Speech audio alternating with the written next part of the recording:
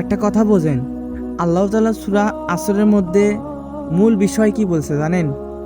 মূল বিষয় বলছে যে তোমরা সময়কে গুরুত্ব দাও, সময়কে গুরুত্ব দাও। আমরা তো সময়কে অনেক গুরুত্ব দিই, প্রতিদিন সময় মতো ঘুমাই, সময় মতো খাই, সময় মতো টাকা ইনকামের জন্য চিন্তা করি। স্বাভাবিক নাকি? আমরা বাঙালি, আমরা মুসলমান, আমরা সফল হতে চাইলে এগুলো আমাদের করতে হয়। আমরা তো এত সফল, আমরা সময়কে এত দাম দিই যে আমরা তো অন্যান্য পশ্চিমা দেশ থেকে অনেক এগিয়ে আছি, যেটা স্বাভাবিক।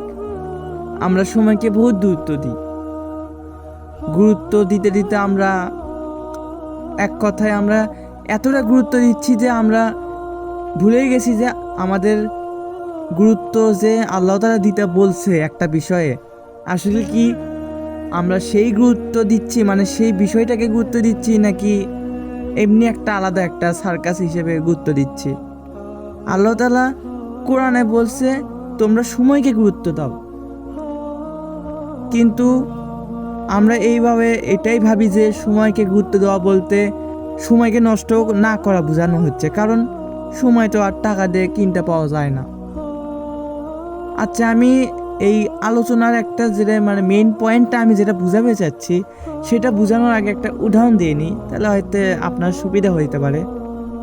তো ধরুন আপনি একটা কোম্পানিতে চাকরি করেন, তো সেই কোম্পানির বস আপনাকে 4টা কাজ দিয়েছে যে আপনি এই 4টা কাজ কমপ্লিট করে আপনাকে দিতে হবে।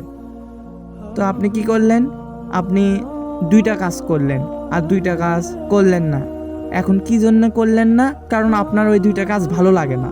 আপনি কি এখন বসকে কি সরাসরি বলবেন, এই বস আমি আপনার এই প্রথম 2টা কাজগুলো ভালো করে করছি, কিন্তু পরের 2টা কাজ আমি পারি না দেখে চেষ্টাও করিনি? এখন ধরুন সেই বসটা হলো আল্লাহ, আর চাকরিজীবী যাই, আপনি চাকরিজীবী ছিলেন, এখন এখন আল্লাহ আপনাকে জিজ্ঞেস করলো যে আমি তোমাকে 4টা কাজ দিয়েছি, এখন তুমি এই 4টা কাজ আমাকে বুঝিয়ে ফেরত দাও। তো আপনি কি এখন সেই আল্লাহ বলবেন যে আল্লাহ আমি এই 2টা কাজ পারি আর 2টা কাজ পারি না? ধরুন 2টা কাজ, এটা একটা ধরুন আপনি দান করেন, ভালো করে দান করেন, আর একটা ভালো কাজ ধরি যে আপনি সবার সাথে ভালো করে কথা বলেন। তো আপনি এখন বাকি 2টা কাজ ধরুন, যে কোনো 2টা কাজ ধরুন আল্লাহ বলল যে তোমাদের নামাজ পড়তে হবে, আর একটা ধরুন আল্লাহ তাআলা বলল তোমাদের রোজা রাখতে হবে, সহজগুলোই বলি। তো এখন আল্লাহ কি আপনি বলবেন যে আল্লাহ আমি এই 2টা কাজ ভালো পারতাম, আমার কাছে টাকা ছিল দেখে দান করছি ভালো, আর আমার মন মানসিকতা ভালো ছিল দেখে আমি সবার সাথে ভালো করে কথা বলতাম। এখন নামাজ এটা এই জন্য পড়িনি কারণ আমার টাকা যদি কমে যায়, তো আমার ব্যবসার জন্য আমার সময় দিতে হয়েছে, তো এই জন্য নামাজের সময় পাইনি। আর রোজা এই জন্য রাখিনি যে মাথা দুর্বল হয়ে যাবে, পেট খালি থাকলে আমার মাথা চলবে না, ব্যবসা চলবে না ভালো। তো আপনি কি আল্লাহকে এগুলো এক্সকিউজ দিয়ে বলবেন যে আল্লাহ এই জন্য আমি এই 2টা কাজ চেষ্টাও করিনি, ইচ্ছেও করিনি, মনে মনে নিয়তও মানে করিনি? আপনি তো বলতে পারবেন না এটা। তাহলে আপনার কি করা উচিত? আল্লাহ তাআলা আপনার কি করবে? আপনার কি ওই কোম্পানি, ধরুন কোম্পানি কি মানে আপনার ওই কোম্পানিতে কি আপনাকে রাখবে না? তো আল্লাহ তাআলা কি বলছে যে যারা আমার কথা অমান্য করবে তাদেরকে আমি কি করব?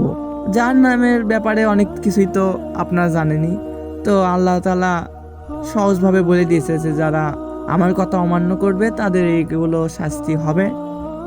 তো আপনারা তো অনেকে আছে যারা ভালো, মানে মনে মনে মাঝে মধ্যে বলে যে একটু একটু করে চেঞ্জ হওয়া উচিত। প্রতিদিন মানে একসাথে তো আর পুরোপুরি চেঞ্জ হওয়া যায় না, একটু একটু করে করলে তাহলে হয়তো হয়।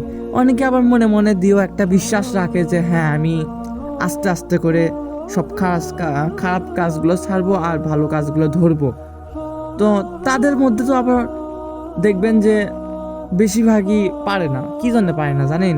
তারা মনে মনে যে মানে আসল নিয়ত সেটা আর রাখতে পারে না। তারা প্রথমই করতে পারে না। আপনি যদি প্রথম করতে পারেন তাহলে দেখবেন পরে আপনার ওগুলো সব সহজ হয়ে গেছে।